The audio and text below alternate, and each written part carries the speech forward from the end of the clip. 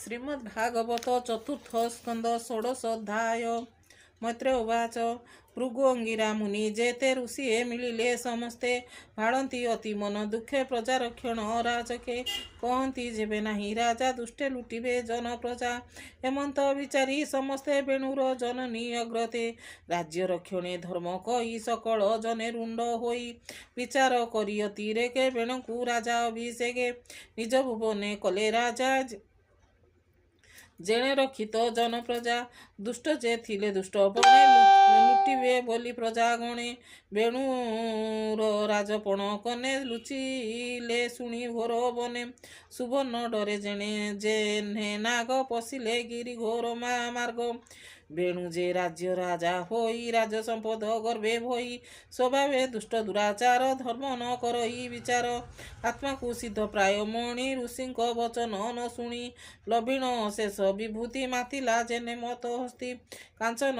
रथे विजय करी बुलंते कंपे बसुंदरी नित्य जे विप्रंकु अणाई कहई मन तो से बही शुण हे विप्र मोर बाणी मुझे जगत नृपमणि मोहर वचन तुम्भर स्वभावे पालिबा व्यवहार देख मोहर बेनी भुज अष्ट दिग पाणक तेज मुझे प्रत्यक्ष भगवान देख मोहर वच वर्ण चिन्ह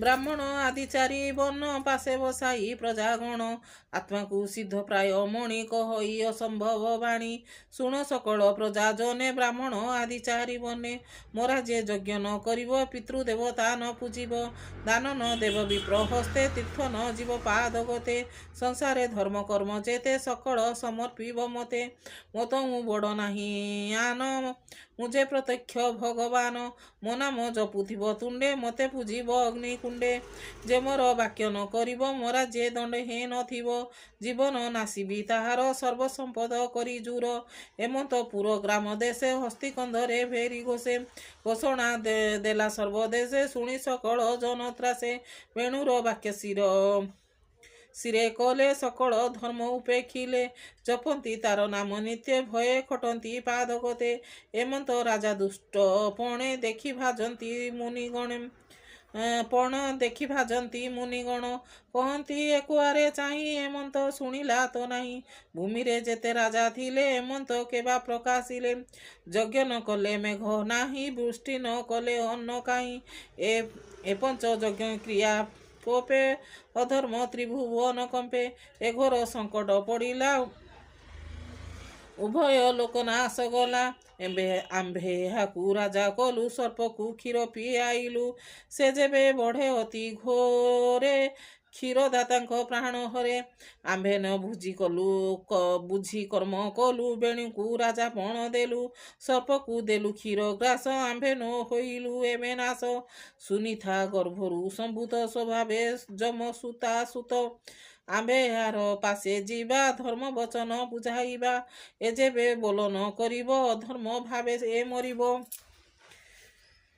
एते विचारी विप्रजने मिलिले बेणु सन्निधाने कल्याण करी देव नादे बोधिले सामगान बारे से नृपनाथ शुण हे नृपनाथ शुण धीरे जहा कहिबु तो चामुरे जेणे होइब तोर लाभ जगते जस कीर्ति थिब मन वचन देह गते जे प्राणी थांती जन हिते एबे नी लोक न जानती न कले जीवंते मरती प्रजा ए धर्म आचरती नृप संपद बढ़े आचरिले नृप संपद बढ़े भले जे धर्म जेते नाश जाई नृप संपद आउ काई से धर्म जेबे नाश जाई नृप संपद आउ काई प्रजा को निश्चिंते जे करे चौज्यादि सर्वतन तय हरे से राजा इह पर लोके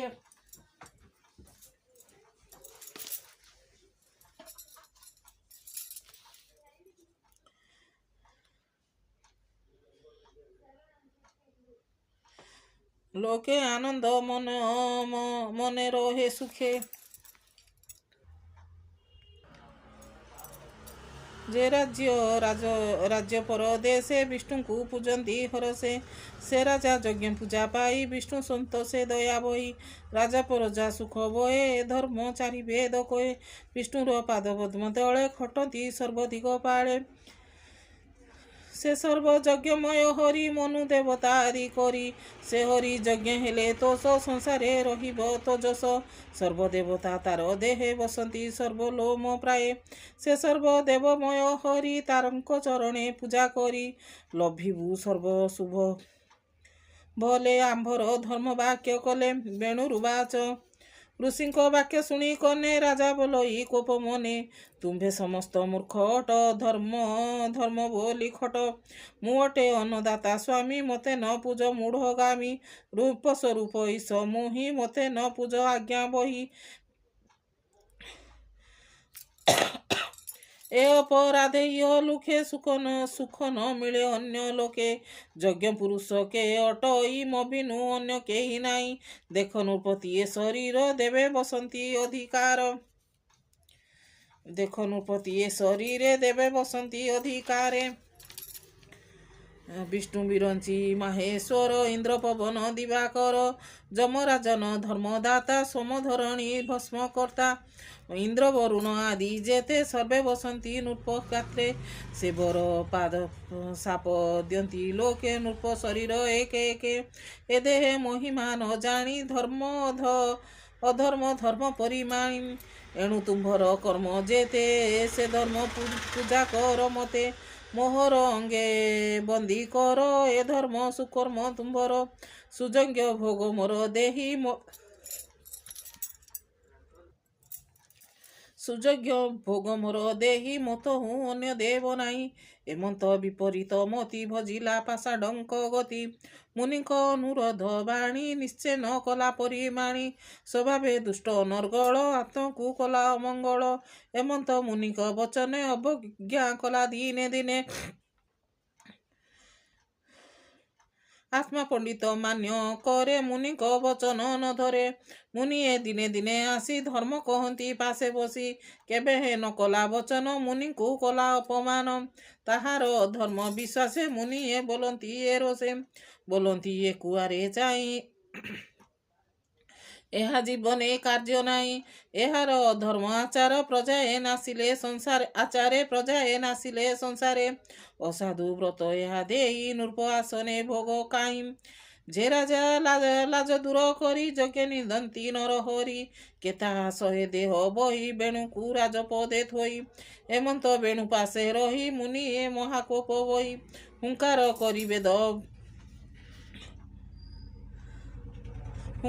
କରି ବେଦ ବାଣେ ପ୍ରହାର କଲେ ତାର ପ୍ରାଣେ। ଅଚ୍ୟୁତ ନିନ୍ଦା ଫଳ ଥିଲା ତତ୍କ୍ଷଣେ ଦେହୁ ପ୍ରାଣ ଗଲା। ବେଣୁକୁ ମାରି ମୁନି ଜନେ ଗଲେ ଯେ ଯାହାର ଭୁବନେ। ସୁନିଥା ପୁତ୍ରର ମରଣ ଦେଖି କରଇ ବିଚାରଣ। ଅବଶ୍ୟ ଏହାର ଶରୀରେ ପୁତ୍ର ଉପୁଜିଲେ ସଂସାରେ।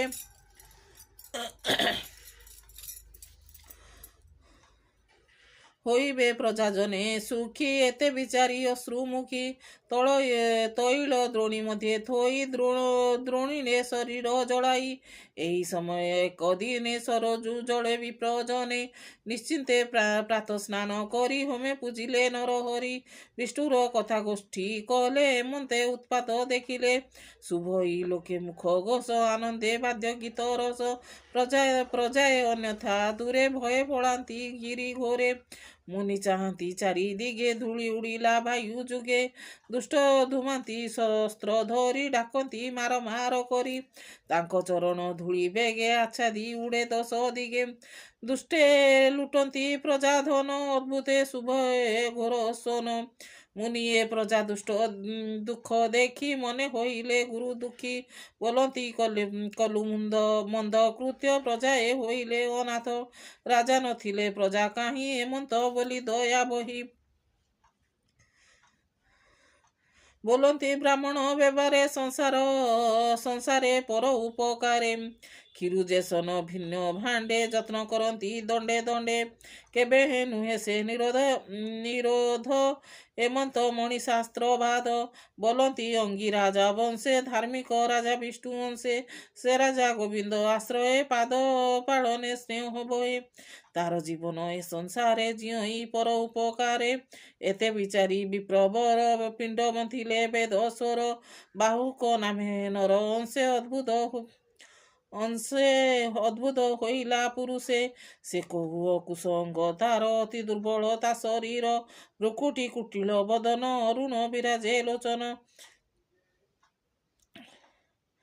ବୁଦ୍ଧ ତରୁଣ ହୃଦନାଶ ତ୍ରାମ୍ବକ ପ୍ରାୟ ମୁଣ୍ଡ କେଶ ବିଷ୍ଣୁଙ୍କ ମୁଖକୁ ଅନାଇ କହଇ କି କରିବି ମୁହିଁ ତାହାର ଋତୁବ ଦେଖି ମନେ ବିଚାର କଲେ ମୁଁ ନିଜନେ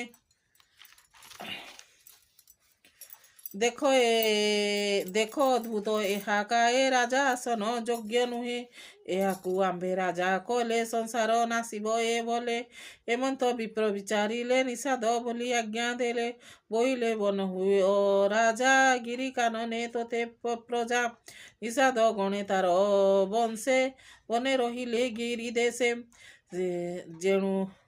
ଯେ ବେଣୁ ଦେହ ପାପ ଥିଲା ନିଷାଦ ରୂପେ ବନେ ଗଲା ନିର୍ମଳ ଦେଖି ବେଣୁ ଅଙ୍ଗେ ପୁଣି ମନ୍ଥିଲେ ବାହୁ ଯୁଗେ ନାରୀ ପୁରୁଷ ଏକ ମେଳେ ଜନ୍ମିଲେ ବେଦ ମନ୍ତ୍ର ବଳେ କହଇ ବିପ୍ରଜା ଜଗନ୍ନାଥ ଭାଷା ପ୍ରବନ୍ଧେ ଭାଗବତ ଇତି ଶ୍ରୀମଦ୍ ଭାଗବତେ ମହାପୁରାଣ ପରମହଂସ ସଂହିତାଏ ବୈହାସିକା ଚତୁର୍ଥ ସ୍କନ୍ଧ ନିଷାଦ ଜନ୍ମ କନ୍ଥନେ ବନେ ରାଜକରଣେ ନାମ ଷୋଡ଼ଶ ଅଧ୍ୟାୟ ଶ୍ରୀମଦ୍ ଭାଗବତ